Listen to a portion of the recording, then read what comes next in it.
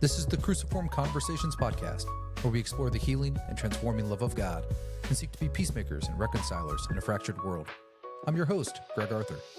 To find out more and engage in the conversation, make sure you subscribe to the Cruciform Reflection Substack at drgregarthur.substack.com.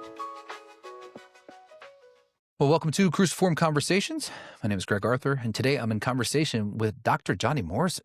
Jonny, thanks for joining me. Yeah, thanks for having me. It's a real gift to be with you. So if you have unfamiliar with Jonny, he is a church planner, pastor, writer, and aspiring chef. I have questions about that. Who lives in Salt Lake City, Utah, who is known for the integration of creativity, spirituality, culture, and food. Now, if you're going to be known for anything, Jonny, that is a great list of things to be known for integrating. I just want to kudos to you if that's what you're adding to the world is creativity, spirituality, culture, and food. I just feel like you're winning.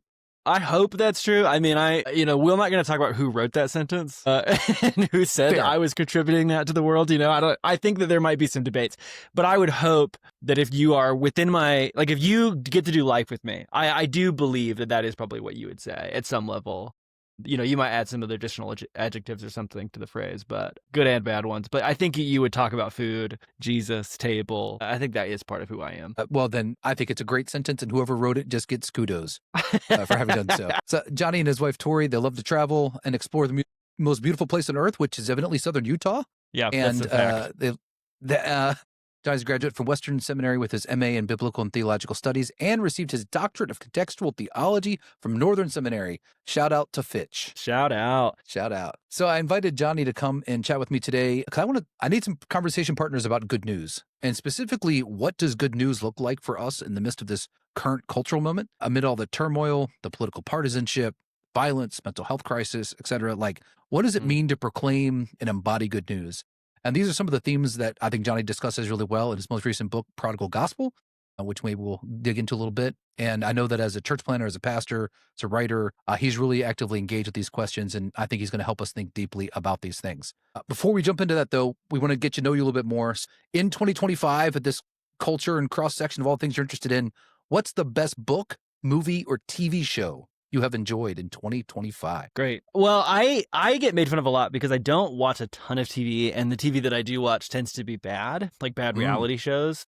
And so I won't make anybody suffer for that. And then we moved this year into a new home, and we literally just set up our TV this last week. So we've been there since January, and we just put it up. So wow. Yeah, that is really impressive. I don't know. That's don't watch a lot of TV.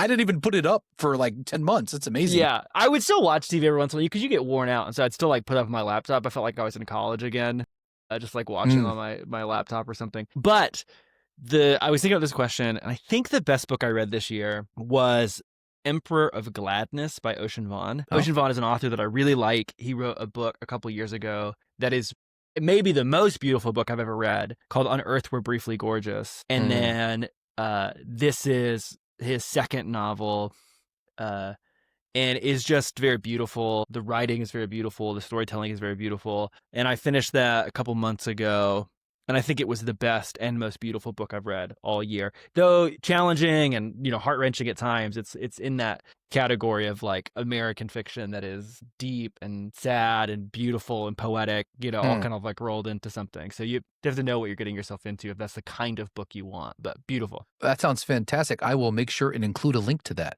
for people in case they want to read a hauntingly beautiful novel. Yeah, that sounds that's a good description for it. That sounds great to me, but you have to be in the mood for it because other times you want to watch reality TV. But in those moments, when it's not that time, it's I contain dualities. That's what I like. It's we're gonna watch Secret Lives of Mormon Wives on one moment, and then I'll read Ocean Vuong's haunting story on the other side. Living in Salt Lake City is that show just required just to understand your context? It seems like that's just research, perhaps. It's funny. So both my wife and I grew up in Utah, and I am often trying to, I am often trying to distance myself from people's stereotypes of Salt Lake City, because I think Salt Lake gets lumped into some assumptions about Utah that are unfair and untrue. I think if you want to think about Salt Lake, you should think about Austin or Denver or Portland or Seattle. You should think of a city within a state, and they dialogue, but they often are dialoguing in ways that are sort of responses to one another. So Salt Lake is a pretty like liberal city in like the American tradition. It is a place that is in some ways rebelling to its conservative religious suburbs. So kids who grew up Mormon flee the suburbs and they move into the city. But so all that to say, like I'm often trying to do that to help people understand what Salt Lake is like. But watching Secret Lives of Mormon Wives for both my wife and I was almost triggering because it did feel like a heritage and history that we knew. And it's such an interesting example of how Mormonism is changing from when I was a little kid growing up in Utah to what it is now, and how much Mormonism has influenced and been influenced by social media and influencer culture and like all of those things. If you've watched Secret Lives of Mormon Wives, you'll know what I'm talking about. It's almost triggering in how real it is to some of our experiences. It's a fascinating show, I think, if people want to understand Mormonism in some ways. A part of it. Again, people would push back on that too, fairly. But. Sure. No, I mean, I watched a couple episodes with my daughter who was interested in it, but because of the context you were naming, which was the influencer and the social media side and the exposure to this culture, and then trying to understand like what were its origins and, where did it come from? Why is it so popular? How has it proliferated itself? So far within that. So you're starting to touch on this, but can you give us more of your background and ministry context there, being in Salt Lake and having grown up there, your church, just what is life like on the ground there, and what is that context? I think that's really fascinating. Yeah, so I grew up in Utah, and both my parents moved to Utah from other places. Met here at a little Pentecostal church. And that's what I grew up in, was like a little storefront Pentecostal church, because a lot of the church planting in Utah was from folks who maybe got saved in the Jesus movement or some kind of version of the Jesus movement. And then without seminary education, without denominational support, without church planting networking support, this is before that is really a movement, decided to come out to Utah and plant churches. And so you got this very rowdy group of church planters in the 70s to move to Utah, 70s and 80s. And many of them had been ranchers or, had just really interesting stories. And so the churches then reflected that kind of community. So the church that I grew up in was planted by a group of people out of Texas. They had like a 2-year Bible training, like an unaccredited 2-year Bible training program.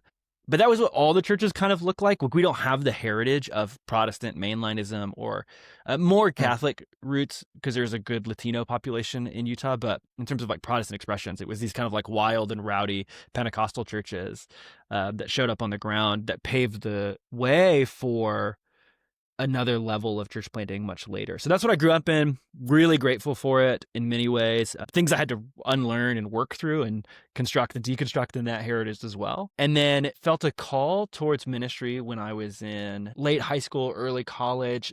But having grown up in a context that didn't value education, I didn't know what that would look like. And I had some pretty deep theological questions at the same time. I lost my father when I was a kid, and my tradition could not answer questions of evil very well. I think that's often is a weakness of Pentecostalism in white spaces, at least. And so it was just like trying to figure all those things out. So then I got connected to Baptist because Baptist had seminaries. And so I went to a couple Baptist seminaries, which was great, but that ran into some of its own theological questions and problems. And then, I got connected to a church planting group in Portland that was going to be planting back in Utah while I was at seminary. And that was a church that I really respected, who I thought was doing some very interesting things. And so when I got a chance, I came back with that church plant and joined the team and came on staff, and then have been here, 15 years in some way or shape with this church. Listen, anytime a church plant reaches teenage years, you've beaten the curve. It's just a moment to celebrate. It's an extraordinary work to get from church plant launch to teenage years. So well done. Well done to your whole community. Thank you. It felt like an extraordinary work at some moments, especially when we were because we turned 10 in 2020. And I was like, is this where we go home? Is this where we give up and move on? It was a great run. It was a great run, everybody. Thanks so much. This decade was amazing. We proved we could do it. Yep. We'll see you later. That's exactly right. But we did it. We're here on the other side of it, hypothetically. Yeah. So how has life in church planting, pastoring in Salt Lake City, how has it directly impacted your understanding of the gospel? And what does good news look like in a cultural context that would be really foreign to a lot of other pastors in the U.S. and in different contexts, both in different cities that would function differently, but also certainly in rural or suburban areas? Yeah. There's two things that come to mind when you say that. The first one is that you can you can't make any assumptions about faith, theology, or the language that you use in a place like Utah or Salt Lake City because the dominant religious community is LDS. And there's certain things that are very shared about the way, like you and I would talk about the gospel and the way that Mormons would. But there is also some very key distinctions. And we may use the same words, but we will not have the same definitions for those words. And that's actually, I think, kind of a beautiful gift if you're willing to think then about what words you're using and what they mean. And so I think if you want to do ministry here, if you want to just be a Christian here, you're kind of constantly having to set aside Christianese and be like, what is this thing? Like, what does it mean? Like when I say salvation, what do I mean? When I say atonement, what do I mean? When I say reconciliation or restoration, like what do I mean? And I think as a leader, you're constantly having to do contextual theology to say, can I explain this without using theological and religious words, which I think is really formative to my own heart, self, sense of good news, and the community around me. So that's the first answer is doing ministry in a context like Utah means you are constantly having to re-encounter what you believe so that you can communicate it to others. But in the process, you are changed and formed by doing it. And can we push into that real quick? Yeah, go. I think that is so beautifully articulated. Can you just give us an example, like take the term salvation, where here is what the assumptions of the hearer would be, especially if from an LDS background versus what you're saying, and what does that dialogue look like? How do you re-articulate it for them in a way that you can both understand? Yeah, absolutely. I mean, there's so many interesting places to go, but salvation for an LDS person is deeply connected to family in eternity with your family. And so I don't know if you've ever been evangelized to by an LDS person. It's very beautiful. It can be very compelling. And having grown up here, I've had multiple moments of like sitting, on like a lawn with like an LDS friend and them very emotionally trying to tell me that if I don't convert, then I will not get to spend eternity with my family. And that being the pitch. And so salvation is about eternity with the family. And I think that I've heard this, I don't know if this is true, but I have heard that one of the primary groups that convert to Mormonism are Baptists. And I wonder if it's because some of this pitch is so close to home and then a little bit like even further in towards this like understanding of being with your people and with your family, which are values, but now it's like overtly articulated. So I think that is what salvation is in many ways for an LDS person. So then what is it for the Christian? And many of your listeners and us are familiar with like a traditional gospel presentation is often about evacuation from earth to heaven. And I don't think that, I first of all don't think that's true, but I also don't think that is good news to an LDS person because what they're more interested in is eternity with their family. And so they've offered a story of salvation that is already kind of on its surface better. And I think what you can do as a Christian is to be like, you can sort of yes and an LDS person's version of the gospel, which is like you value something wonderful. And I think essential to the gospel is reconciliation. And it is, yes, the place that your family holds in your life, but it is also the place the extended family of God holds in your life, the place that the table holds and how we're all called to belong there. And yes, I don't believe that we're just going to get evacuated from this place, but actually that there will be a kind of reconciliation and restoration here and now. And so I think like for a Christian who's thinking about it, a bigger gospel that can include the kind of salvation story of the LDS person has an opportunity to dialogue in a way that's really meaningful for them and for people who have left Mormonism in their faith. And also, again, then I think really meaningful for me because that's a better gospel story for me to believe as well. And it actually answers some of the questions that I was wrestling with as a kid around like the problem of evil and what do you do with death and suffering in the world. So I don't know if that answers your question, but that's the one that came to my mind when you I think that's super helpful. Let's see. Can you remember the second point you were about to make? Because I totally interrupted you and led you down that. So no, I love it. The second point that I was going to make, which we could push into as well, but it's like, what is good news? So in a religious context like Utah, and I think other people will know this from their own religious places, I do my primary ministry with people who are post-religious. So it's kids who grew up, and kids is, I don't mean that like patronizingly, they're adults now, but they grew up as kids in religious homes and something in them or in the world around them led them to leave their faith. And Utah has a really high youth suicide rate and it has, I think, the nation's highest queer youth suicide rate. And I think because young people will grow up in this really intense religious family where performance and perfection are high values, they'll come out to their family, who is supposed to be the center of their faith. They'll tell them something that violates that sense of, religious propriety.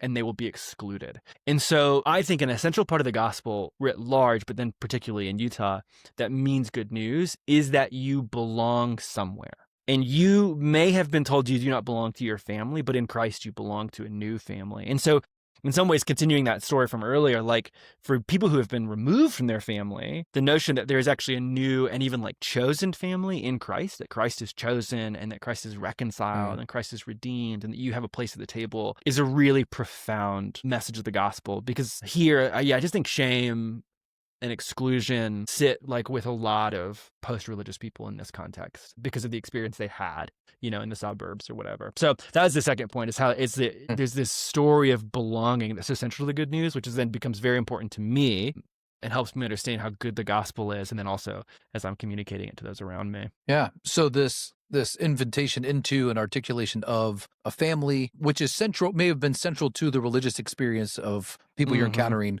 that they left. There's an interest in, it makes sense, but to actually be invited in actively now becomes a way of experiencing faith and living that out. That just makes sense, right? Of course. How else would you do this? Yeah. Wow. How else would? Are you asking me that? Sorry. No, I'm just saying, like, that's like the mentality, sort of like, yes. what would be like yes. the sort of the assumption of like, of course, if I'm going to be religious and participate in this outside of my original birth religious community or whatever, that's going to be in your like DNA of I want to be in community. Like the family is central to that. So it's a different family being invited into the body of Christ and that, but still central. There's such a profound, and I would imagine this is true in most like cities that are within religious states, but there's such a strong subcultures in Utah. Like if people know Salt Lake for a lot of reasons. It's like Mormons is the number one, the Jazz, Olympics. But then if you grew up maybe in the 90s, you might know SLC Punk, which was like a pretty famous punk movie about the punk culture in SLC in Salt Lake City. Yeah. And I think that movie, The Old, is actually kind of an important cultural artifact of our community because of what you just said, which is if you've been excluded from the family of origin, but you know how important belonging is, then you form your own family structures. And so like subcultures in Utah are very intense and very strong, like punk cultures or hipster cultures or queer cultures. Like they just have really strong, they may not be as large as they are in like a bigger city like LA or Seattle, but in some ways they can be almost more, like the things that hold them together can be stronger because of what they're like dialoguing with. Wow, that's really interesting. So with that context and the different people that your church ministers to and that you share your life with, what are you seeing these days with everything that's happening culturally and across the U.S. and the culture wars and the political partisanship? We can go down the list. But what are you seeing this as far as how it's being lived out in your communities, how it's impacting your communities?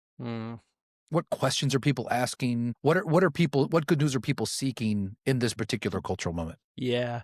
I mean, I think one of the big questions that people are asking is like how do we live together in light of these major polarizations and distinctions? Like Charlie Kirk was shot 40 minutes from our church. And I think this is a good example of, like, I don't know if everybody else's families were like this. It'd be interesting to hear how you experienced this, Greg. But in our context, it was like people at Missio were struck. This is our church. People were struck by the violence in our city or our state. Like that felt so surprising, as it would anywhere. But then I think the next set of questions were like my family, my parents, my older brother, my cousins, whatever, the people I went to church with, they are telling a story about this person's life that is very different than the story I am telling, or vice versa. And I think that moment feels so emblematic of so many of the experiences that our community is having, which is like, how do I go home and have a conversation with my family, my friends, my like community of origin that leads to something positive, like at all? Because from 2018 basically on, what I've experienced is so much conflict with my family. And so I think that's the question that they're asking. And then I do think the good news, at least some good news, is that the more we experiment together, the more our community is becoming convinced that Jesus is big enough to hold some diversity together. And that there is skills we can employ to navigate conflict well. Like, I think people are kind of getting a vision for what a big Jesus-centered faith can do in their homes. It doesn't make it easy. It doesn't make, but I think they are gaining some like imagination. How are they getting that in your in Missio? How are they experiencing that? What are you guys doing? What are the practices? What sort of communities are you forming to help people? Which I agree, like this should be a central aspect of what we assume our faith community is. It's a place where, of course, we dialogue. Of course, there's diversity around all these issues. We're great at reconciliation. We're great at living in the tension of we both follow Christ together, but we're coming to it from a different perspective. It just turns out we're usually really bad at all those things that it seems like we should be great at, right? So have you figured out some of those in your context that is helping people live into this and expand their imagination? I think so. I mean, I think so. And I say that actually with some scars from having tried bad experiments or experiments that did not work well. So, we thought genuinely that we were going to be good at this in 2018, 17, 16. Because, like 16 is the first Trump election. I don't think things spiral right away for us. It's like 2018 is it in our community. It starts just to get tensious. And then 2021 starts to get very tensious. And we tried to host really good conversations in 2020 that shaped by our time at Northern. And I was like in my program at this time. So I'm thinking how do we unravel antagonisms and how do we create spaces of presence? And we're really trying. And they blow up, dude. I mean, they blow up. Been there, done that. Yeah. People basically, people from the church basically protested services. People left. It was wild. Yeah. It was kind of the worst case scenario. And so we learned a lot from that experience. And we're like, okay, this is not as actually in our culture as we thought it was. I think we had made some assumptions about our culture being willing. And so that became the next task is can we experiment a lot? Can we work together to shape a culture that can hold space for one another? And so I think we tried a lot of experiments. I mean, part of it was teaching. And we taught about it a lot. We taught about it from the stage. We taught about it in classes. We taught about it and we home churches, our small groups. We did secondary classes. We talked about it a lot until it felt like everybody who wanted to be at our church could at some level articulate that Jesus is big enough to hold us together. That would be enough. And then we tried it with small experiments. What were the smaller conversation pieces that could maybe get us there? And so even with how we did vision, we tried to make that a more mutual process. How we made decisions as a community, we tried to make a more mutual process. And then we, have tried it with some bigger issues too. But that came much later in the process when we felt like our culture had shifted enough. And then I think the final thing that I'd say here is we tried to give people skills. And I think we're still working on this, but there is skills in our tradition that help people have conflict. And I realized when we even something how do you ask for forgiveness or forgive your family or friends who have done something harmful?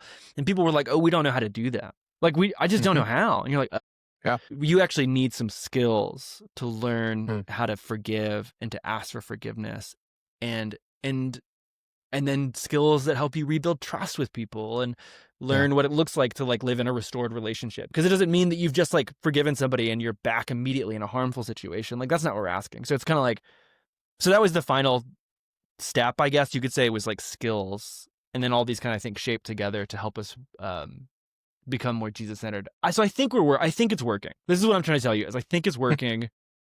It's working better than when it was just blowing up all the time. Yes. That's an improvement. I did not enter, again, maybe this was foolish and naive, but I did not enter this election season feeling afraid for our community. And I felt I felt like that's been true as we walked through it. And when Charlie Kirk was shot, I did not feel afraid for how our community would respond. I talked to other pastors in the city and they did feel that way. And I didn't. I felt like we could hold the tension of being people in that room are going to feel differently about this moment and they're going to narrate it differently and their families are going to narrate it differently and we could still figure out how to belong together. Now, there's probably a thing that will test us really hard, but I think a culture is developing. There's been so many moments in the last decade that have tested us so hard. Couldn't it a little reprieve perhaps maybe from those? I know, man. I know. We could take 4 or 5 years to actually learn the lessons from those moments. Before the next one occurs, that would be great. And I really do think, as you name it, the phrase my people and my co-pastor always make fun of me for is I treat everything as data, right? I'm always looking at it. And I've talked a lot about the data that emerged after Charlie Kirk's murder. And it was a whole new set of data that based on people's reactions to it and their reactions to the memorial service and their reactions everything that's been wrapped into that. And I felt like for me as a pastor, a local church leader, but also with just the people I'm connected with, it revealed yet another level of these antagonisms, the cultural assumptions that are going into the different worlds we're living in, and how profoundly those are impacting our ability to navigate what's going on. And part of, I confess, my own personal reaction of like strong reactions to some of people's responses to it and whatever, right? But I think maybe one of the skills I've learned and have tried to embody and name for our people is, okay, that teaches me something about myself, but what can I see and learn in other people's reactions that's going to teach me about them so that I know how to love them better, right? So that I have a little bit more wisdom about the place they're operating from, because our how different our the spaces we're beginning these conversations from is killing our ability to actually have the dialogue and to allow Jesus to hold those tensions together. So so anyway, so yeah, I very much resonate with that. And I would really love it, like I said, if we had sort of an extended window to press into and make sense of some of that. It just feels like the rage machine is kicking at all times in a way that is unrelenting, and we don't actually get to that space in those conversations with each other.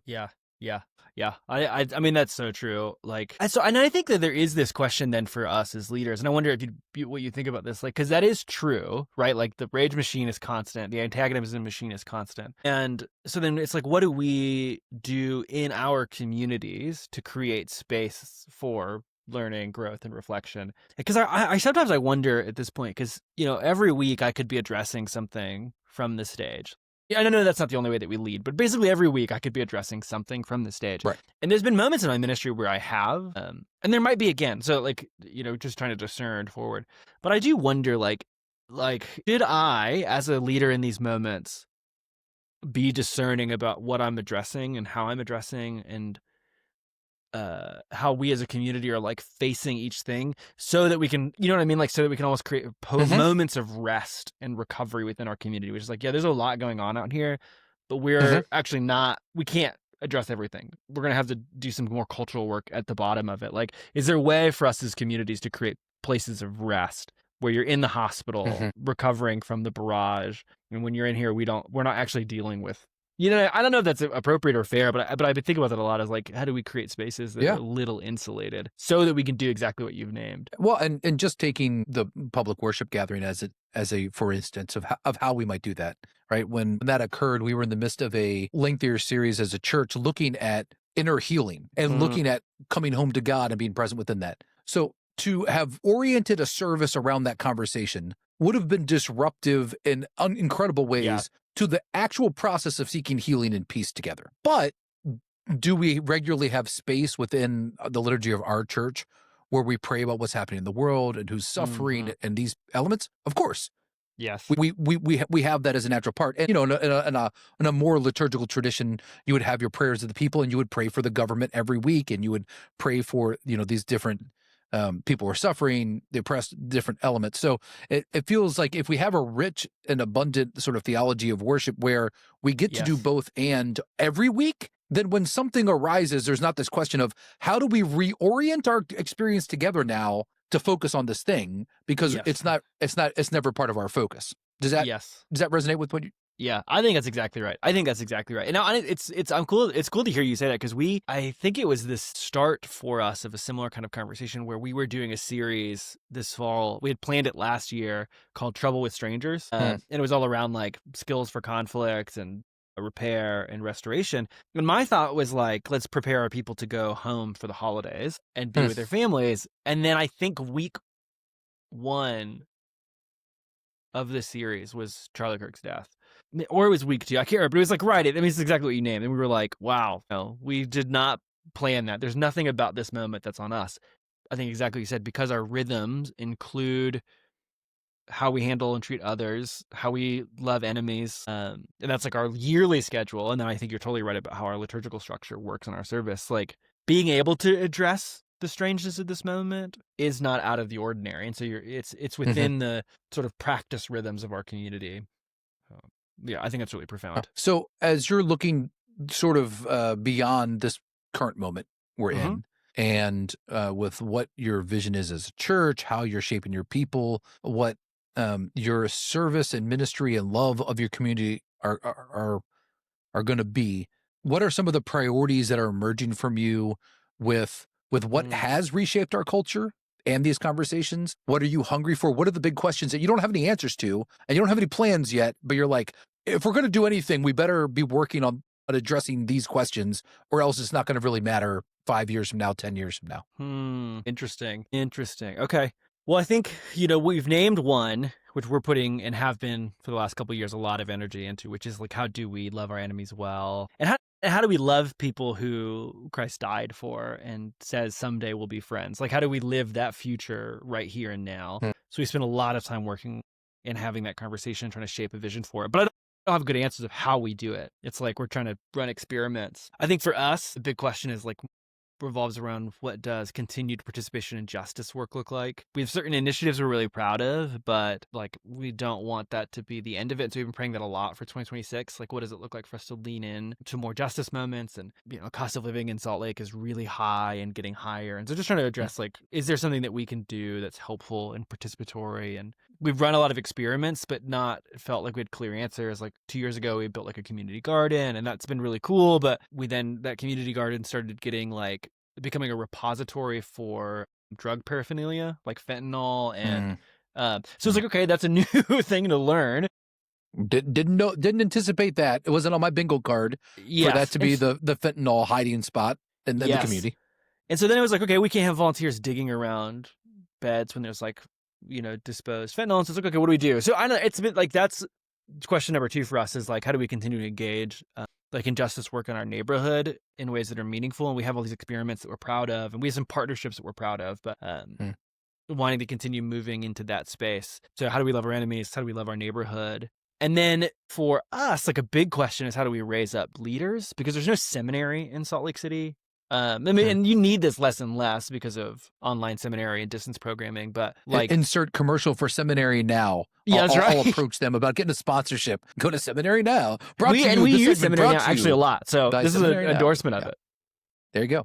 But like, how do we raise up leaders? Because, I'm still a young leader, so I'm not in a hurry to get anywhere, but I think we feel stretched and we feel like this is an invitation. And so the last 2 years have put a lot of energy into that. And every step of this feels new to me. Like, I don't feel like I know how to do this well. So it's like when I meet with coaches or other leaders, it's probably the thing I'm asking them most about, which is like, how do you help people preach well? And so we ran like a year-long, I guess we're almost 2 years now, 2-year-long preaching cohort. And we've been like giving people opportunities and, and I think I'm really proud of it, but it's like, what do I do now? It's like, I don't have like, you've done 2 years of this. You've all preached sermons on the stage. I've had notes. Great. What are we at now? We've run a pastoral fellowship program twice now, and I'm really proud of it, but now we're starting to ask the question of like, do we ordain?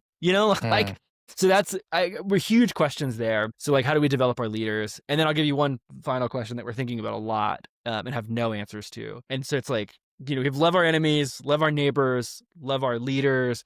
And then it's like this fourth category, I guess, is like, it's about Missio as an institution, which is like, what serves this community, this church well going forward, and specifically with reference to like institutional structures. And so we've been kind of discerning for years. Like, we're a non-denominational church plant. So we've been discerning for years, like network participation, denominational participation, and then we always feel really frustrated.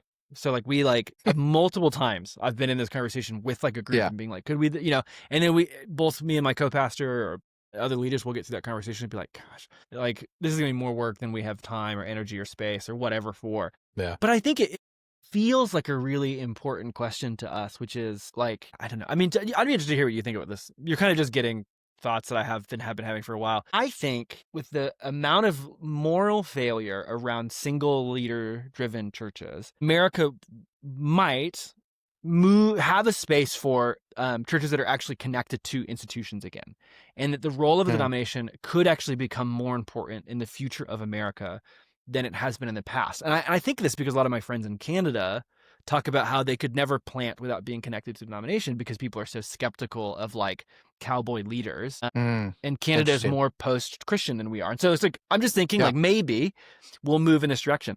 But the problem to me is our denominations are really hollowed out. And so what what will exist when deep cynicism of single leaders is at its peak and the strength of denominations is at its weakest. You know what I mean? Like what is Right. there? And especially with the divergence of denominations that have been being hollowed out for decades, right? Especially more mainline and other things that are asking different sorts of questions versus a more conservative or evangelical denominations or networks that have also faced decline, but now with a significant rise within a conservative populist movement, I think are going to experience things differently. Right. And so you're going to have sort of it almost feels like one group doubling down on identity and leaders and a way of doing things and certain ways of structures, and another group that's asking very different questions because we don't know how to continue to exist. And which ones are going to be most open to these non-denominational churches and leaders, and where's there going to be resonance? For a long time it was the growth, all of the growth in these networks was essentially megachurch networks. Yeah. Right. If you're going to be part of the Willow Creek Association or Acts 29 or whatever these different associations were going to be, like, is there going to be a resurgence within that? Are those going to move into the next sort of phase of existence? Yeah, those are great questions. I don't have a clue. As somebody who's in a denomination, I've got lots of questions about where we're going and what it's going to be, but I just ask those quietly for the most part. Yeah.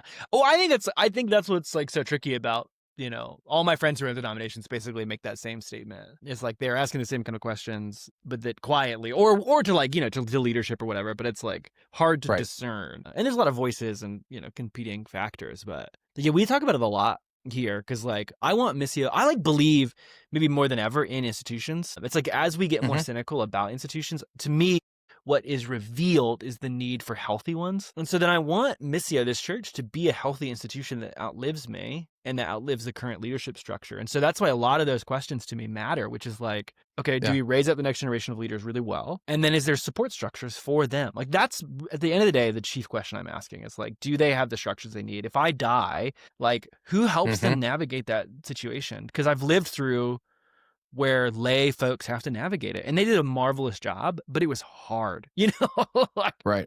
And with the best a denomination has to offer, right? When it functions well is you're not alone in this. You're part of a network. We're going to walk with you. We're going to help you discern. We're going to help you find potential leaders. And we're going to love you through this process so that the lay person isn't alone trying to do this. When it works well, that's what it looks like. Yep.